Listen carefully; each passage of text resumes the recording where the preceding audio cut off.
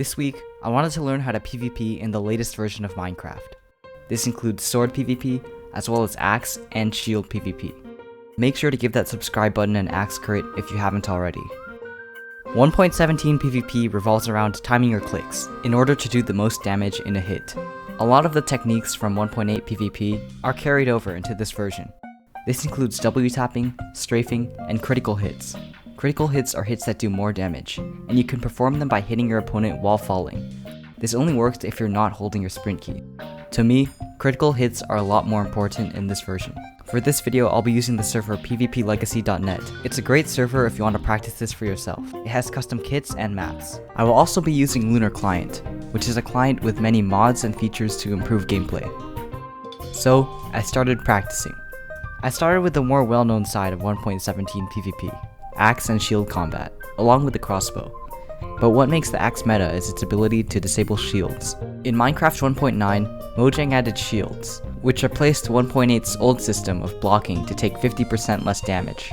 Shields could block a hit from an arrow, a sword, or an empty hand, but when an axe hits a shield, it would disable it for a few seconds.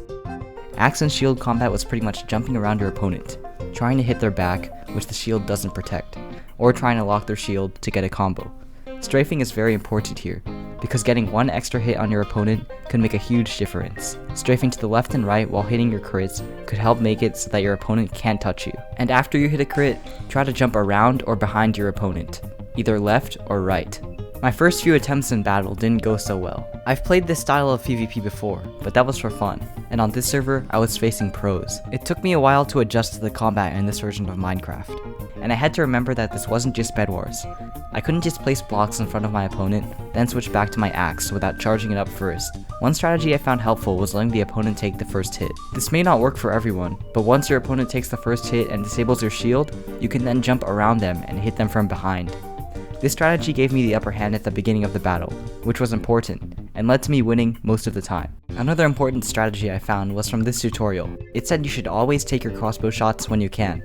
Even if you think you're gonna miss, it's important to just go for the shot, because doing anything to just take off a bit of health from your opponent is important in this version. One crossbow shot can turn the game around, and I learned that the hard way. By applying these strategies, I practiced for a few days, and I have to say, I got axe and shield combat down, at least for a beginner like me. So I moved on to another type of 1.17 combat. This one less well known. It was sword PvP, but with no shield. I made a kit with a sword and some golden apples. In this type of combat, timing is key.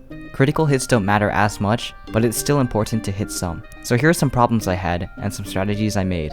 First, I noticed I would get way too focused with the combat and forget about my health, so I had to be extra careful in this version, especially with the faster paced combat and the high damage per second of the sword. In this style of PvP, you can get some really nice combos. Combos are also achievable in axe and shield PvP, but they don't seem to matter as much. I noticed you can start these combos by hitting your opponent with your sword, strafing left and right, then W tapping. This is something just for me. It might not work for other people, but you can still try it out. Sometimes these combos are a lot more satisfying than the combos you can get in 1.8. The whole pace of the combat in this version is different, and I really like it. Knowing when to eat your golden apples in this style is key. Eating it too close to your opponent gives them a few free hits on you, which pretty much just cancels out the effects of the golden apple. This happened to me so many times, and I lost a lot of games this way. Pre-gapping kind of worked for me, but if you have a kit with only 3 golden apples, then pre-gapping isn't the best idea. Try to conserve your golden apples if you only have 3 or 5 in your kit. The reason I pre-gapped was because I had 16 in my kit. The only solution I had for this was kind of weird. I just kept fighting my opponent and hoping that they would take the chance to heal before I did.